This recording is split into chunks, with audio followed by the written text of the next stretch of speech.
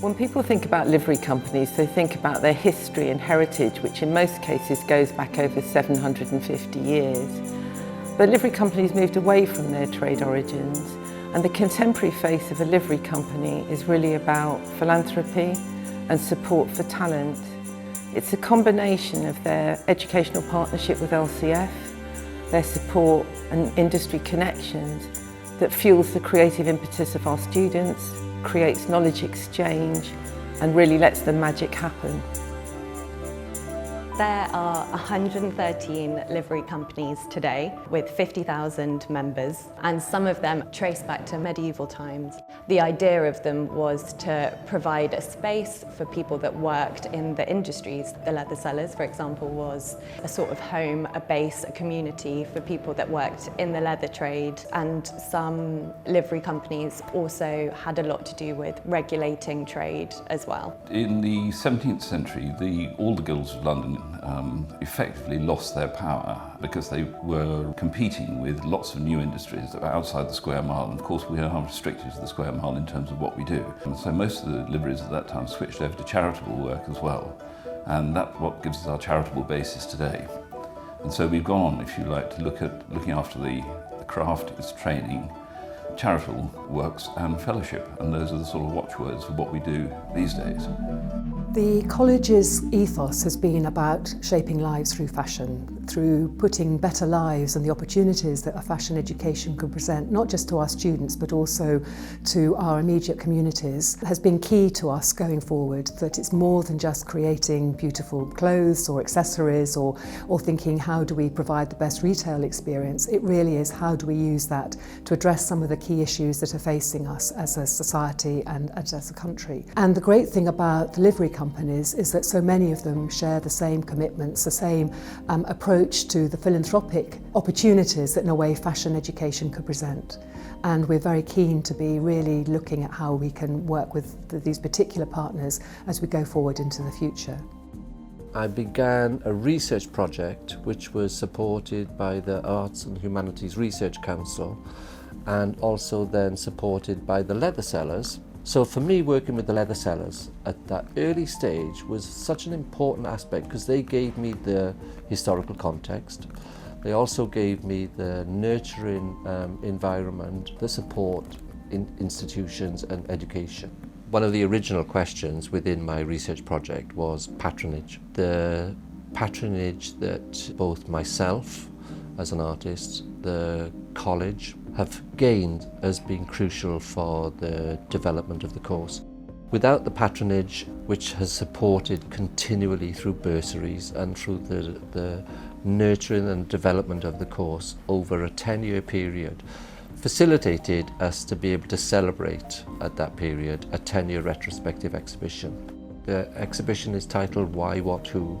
So why they came to the course, what they produced and who they are now. London College of Fashion has been connected with the Biennale for a number of years, particularly the Art Biennale, where we've had both staff and students or alumni exhibiting work. I became very interested in being connected with the Architecture Biennale because of the relationship of fashion to engineering and architecture, and felt that this was the perfect opportunity to show the alumni from this particular course because of the interest in materials, because the fact that we've got alumni from all over the world, and that's what we have here in Venice, and it is for me the perfect setting for this particular course.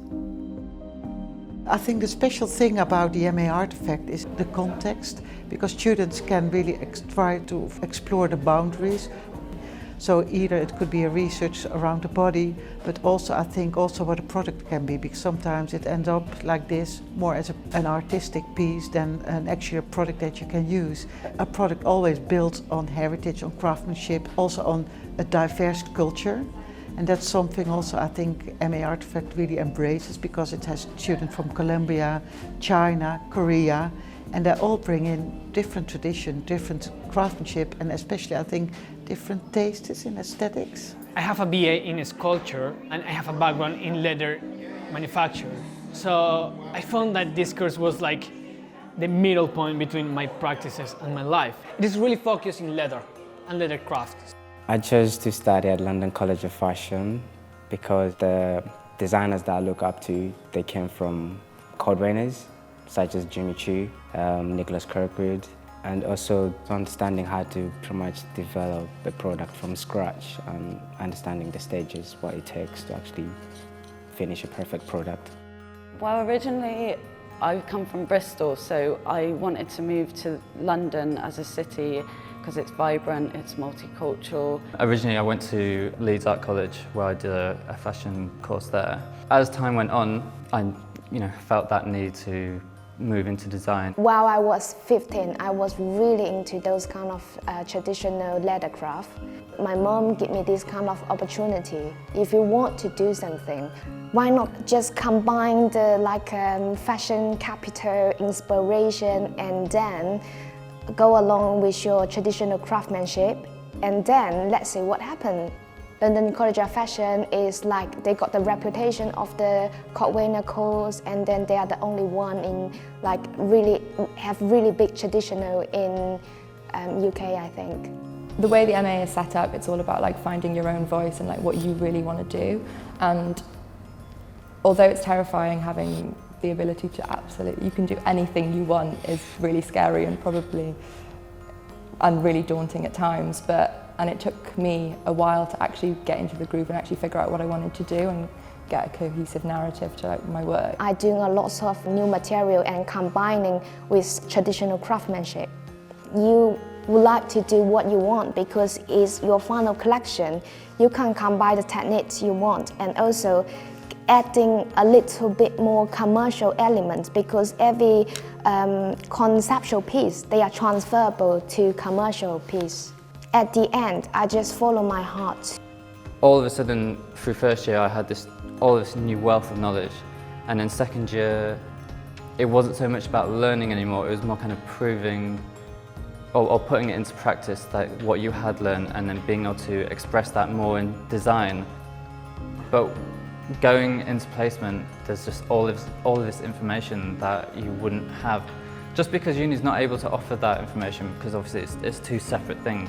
When you're on placement, if you do well, then that's a potential job for you. After university, I got a job straight away working on a Steven Spielberg film. I feel like the bursary really helped me because otherwise I don't think I would have been able to afford to live in London, to work full-time at a fashion brand.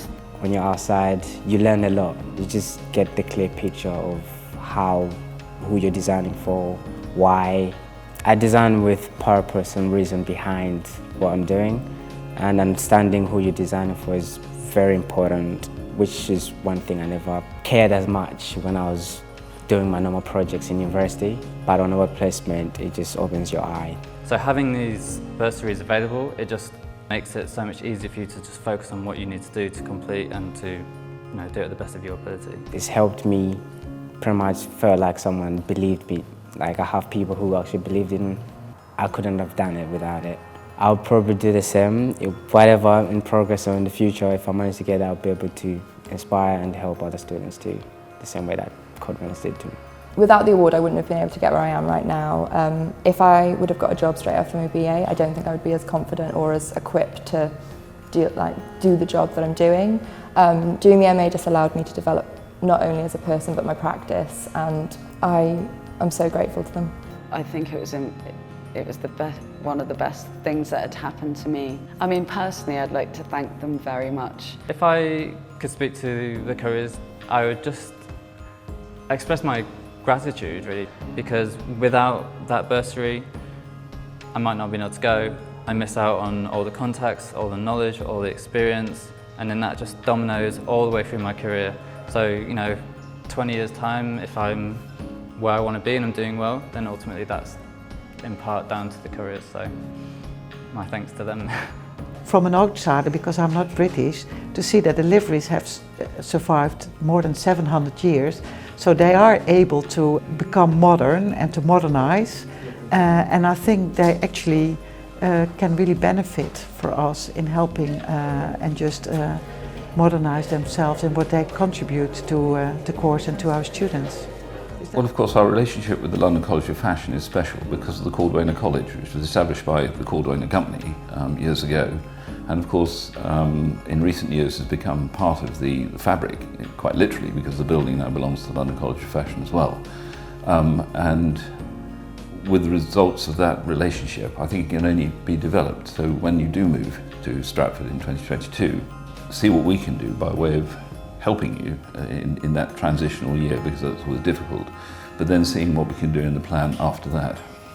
The college is moving to Stratford in 2022, and this presents a wonderful opportunity for the college. It will be the first time in its history that it's on one site. We're currently on 6 sites. It's going to present all sorts of opportunities for collaboration, for partnerships, for links with industry, and for us to be able to really develop the fashion discipline in a way. And again, the livery companies are going to be crucial for this. They've been great industry partners for us over the years, and we see them as being really at the centre of some of our discussions about what is it going to be like to build this wonderful new building, which in a way will be second to none, certainly in Europe, if not the world.